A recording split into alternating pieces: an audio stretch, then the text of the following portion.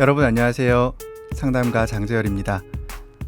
오늘 여러분들께 인사드리면서 제가 들려드릴 이야기는요, 번아웃과 관련된 이야기입니다.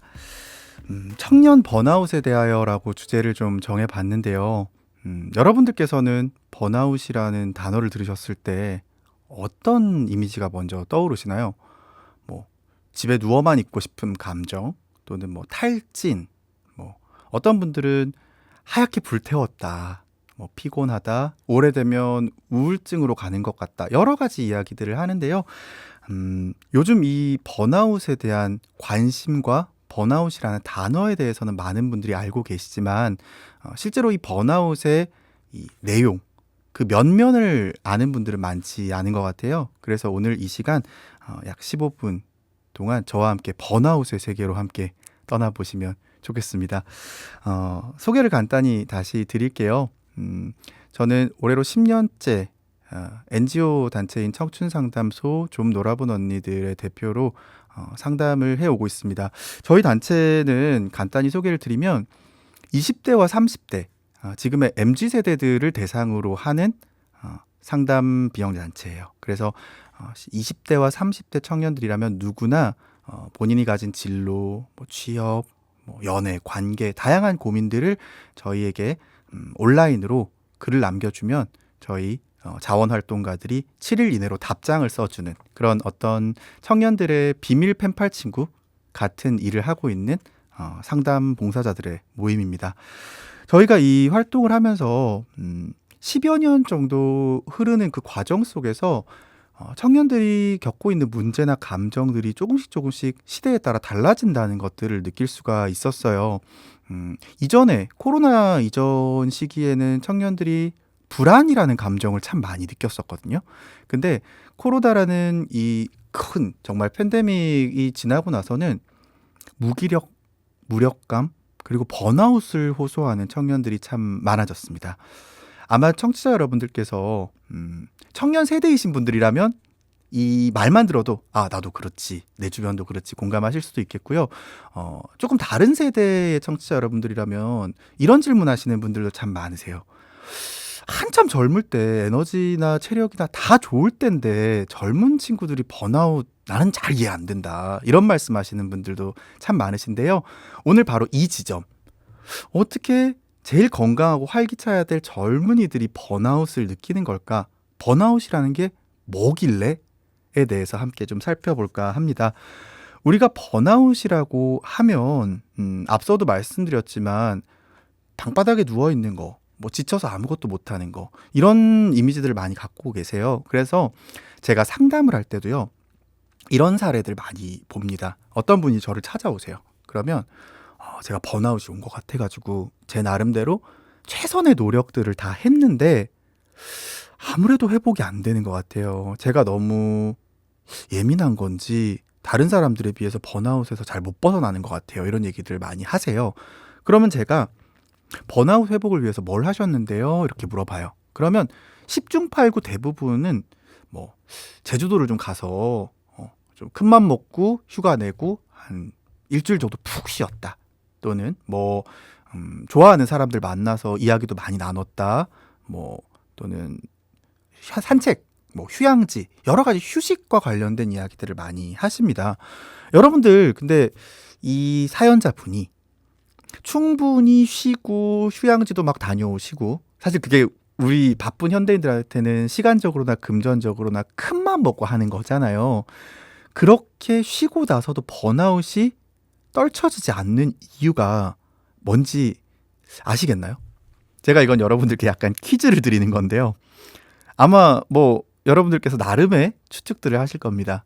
제가 그분께 이런 얘기를 드렸어요. 지금 사연자분께서 겪으신 번아웃은 정서 심리적인 번아웃이 확실히 두드러져 보입니다. 근데 사연자분께서는 신체적 번아웃을 위한 회복법을 사용하셨네요? 라고 말씀을 드리면, 예?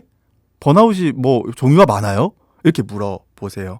아마 우리 청취자 여러분들께서도 번아웃이 그렇게 뭐 장르가 있어?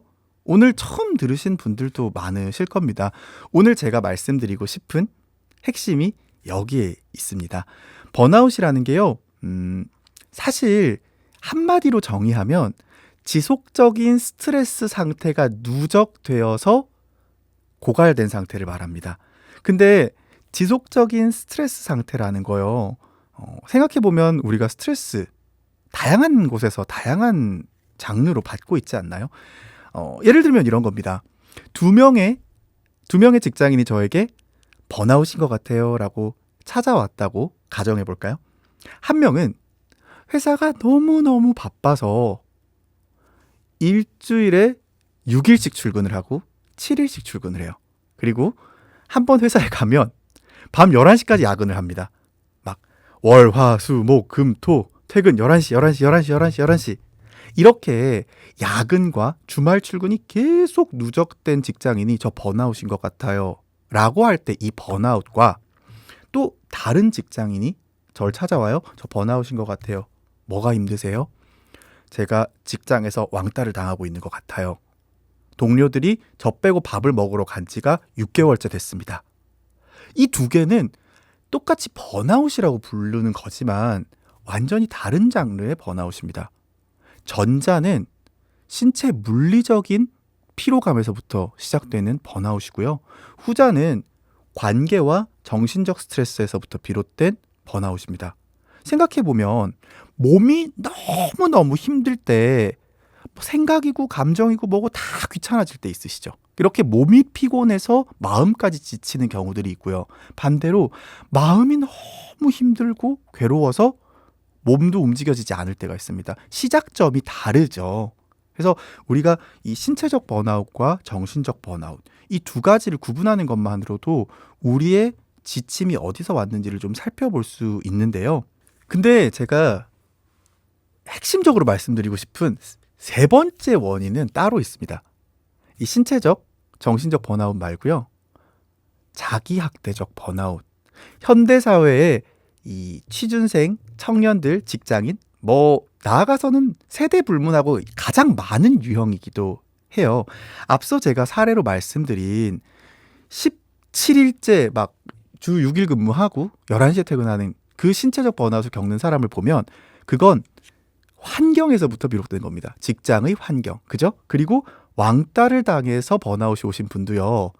동료들이 따돌린다는 외부 환경에서부터 비롯된 번아웃입니다. 근데 이 자기 학대적인 번아웃은 뭐냐면요. 아무도 나를 괴롭히지 않는데 내가 나를 괴롭히는 그 증상들이 반복돼서 오는 번아웃입니다. 즉 내가 번아웃을 만드는 건데요. 이렇게 설명을 드리면 여러분들 딱 이해가 되실 거예요. 아무도 안 하고 싶어 하는 일이 있어서 다들 눈치만 보고 있을 때 그런 분들 계시죠. 내가 그냥 할게. 내가 하지 뭐. 아니면 다들 직장에서 바빠서 힘들어 하는데 누가 한 명이 도움을 청해요. 근데 나도 너무 바빠요. 근데도 저 주세요. 제가 할게요. 동료들은 다 집에 가고 나만 남아서 막 하고 있는 에코이스트라고도 좀 부르는데요. 주변 사람들, 그러니까 내가 둘러싼 환경들을 평화롭게 유지하기 위해서 나 한 명을 희생시키고 갈아 넣는 유형의 사람들을 말합니다. 나르시스트랑 좀 반대 개념이라고 볼 수 있을 것 같아요. 나르시스트는 내가 가장 중요하고 내가 가장 소중해서 내 주변 사람들이 피해를 입든 말든 신경 쓰지 않는 극단적 자기애라면 이 에코이스트는 다른 사람들, 내가 속한 집단이 평화롭고 안정되기를 바라는 마음으로 나 하나를 자꾸 희생하려는 마음입니다. 이렇게 자기가 희생하고 자기가 자기를 소위 갈아 넣는 과정을 통해서 다른 사람들이 조금 편하게, 다른 사람들이 조금 괜찮아지면 이런 과정들을 겪다 보면요. 어느덧 나는 무한히 희생하고 무한히 나의 에너지를 넣어서, 그러니까 내가 나를 가장 존중하지 않는 상태가 되는 거죠. 그래서 이렇게 자기희생적인 형태의 번아웃을 겪고 계시는 분들이 상담을 오시면요. 제가 이렇게 말씀드립니다. 퇴사하셔도 달라지지 않을 수 있습니다. 이직하셔도 달라지지 않을 수 있습니다. 왜? 지금의 이 힘듦은 내가 나를 계속 희생하려는 그 마음을 내려놓지 않으면 달라지지 않거든요. 라고 얘기합니다. 청년들이 겪고 있는 번아웃이 바로 이 지점이에요. 무슨 말씀인지 조금 조금 이해가 안 되실 수도 있을 것 같은데요. 청년들을 상담해 보면 끝없이 자책을 합니다. 최근의 청년들은 그래요. 아마 여러분들께서도 많이 들으셨겠지만 지금의 청년 세대, MZ 세대가 처음으로 인류 역사상 처음으로 부모보다 못 살게 되는 세대일 것이다 라는 수많은 인류학자, 사회학자들의 예측이 있죠.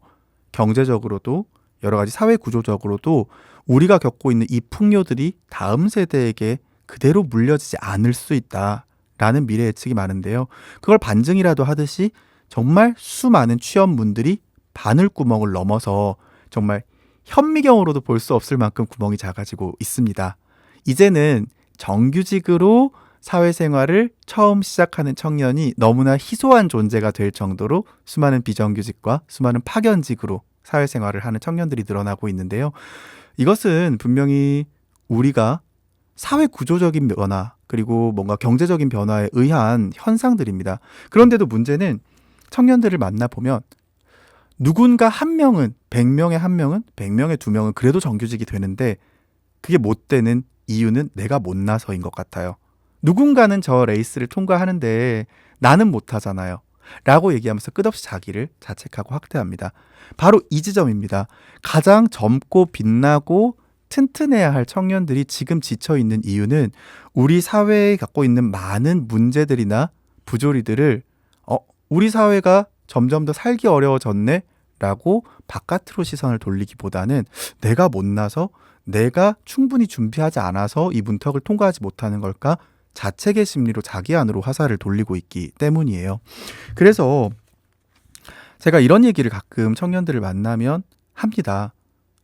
한 세대 이전 사람인 나는 취업 준비를 할 때, 진로를 설계할 때 정규직이냐 비정규직이냐에 대해서 고민해 본 적이 사실은 없었다. 왜냐하면 대부분은 정규직이 되었고 또는 비정규직이 되더라도 2년이 지나면 대부분 다 정규직으로 전환되는 시대에 살고 있었던 취업준비생이었다. 하지만 지금 너희는 그렇지 않기 때문에 너희가 겪고 있는 불안, 너희가 겪고 있는 더 치열해진 경쟁 레이스는 너의 잘못만은 아니다. 누군가 100명 중에 20명 정도는 열매를 먹을 수 있는 시대에서 100명 중에 2명 정도만이 열매를 먹을 수 있는 시대가 되었다고 했을 때 그 나머지 98명이 모두 자기 탓을 해야 된다는 생각을 내려놓을 수 있기를 바란다 라는 이야기들을 하거든요. 그러면서 제가 웃으면서 이런 얘기해요. 남 탓도 좀 하고 세상 탓도 좀 해요. 이렇게 청년들한테 얘기를 하는데요.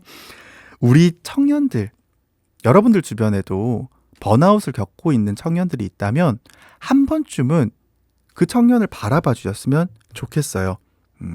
몸이 힘든 건지, 또는 주변 사람들과의 관계 속에서 마음이 힘든 건지, 또는 끝없이 열심히 이미 충분히 잘하고 있는데도 자기 자신을 학대하면서 내가 부족해, 내가 부족해, 내가 못나서 라고 자기가 자신을 괴롭히고 있진 않은지, 그리고 마지막으로 이 세 번째, 자기를 학대하거나 자책하면서 자기에게 모든 화살을 돌리고 있는 청년이 있다면 그의 번아웃을 조금 안아주실 수 있는 딱 한 가지 방법을 말씀드리고 싶습니다. 어렵지 않아요. 너 잘하고 있어. 네 잘못이 아니야. 라는 말이요. 아주 사소하고 아주 간단하지만 누군가에게는 정말 듣고 싶은, 그리고 깊은 어둠 속에서 하나의 동화줄이 되어줄 아주 생명수 같은 이야기일지도 모릅니다. 우리가 가족이나 가까운 친척이나 친구일수록 따뜻한 말 해주기를 참 부끄러워하고 낯간지러워하는 게 한국 사회인 것 같아요. 하지만 그 잠깐의 낯간지러움을 뚫고 뭐 아빠가 아들한테 그런 말을 해, 이런 잠깐의 그 낯간지러움을 뚫고 잘하고 있어, 네 잘못 아니야 라는 말 한마디, 어쩌면 그것이 청년에게 지금 10년을 살아갈, 20년을 살아갈 용기이자 횃불이자 나침반이 되어줄지도 모르겠습니다. 스스로에게 화살을 돌리는 청년의 손을 잡고 조금만 바깥으로, 그리고 이렇게 힘든 사회를 살아가게 된 청년들의 이 어려운 사회 구조는 사실 지난 세대인 우리들이 만들어 놓은 파편일 수도 있다는 생각으로 청년들의 아픔, 청년들의 번아웃, 청년들의 지침을 우리도 함께 바라보고 해결해줘야 될 책임이 있다, 의무가 있다는 관점으로 조금만 더 따뜻하게 바라봐 주시면 어떨까요? 제 얘기는 여기까지 하겠습니다. 감사합니다.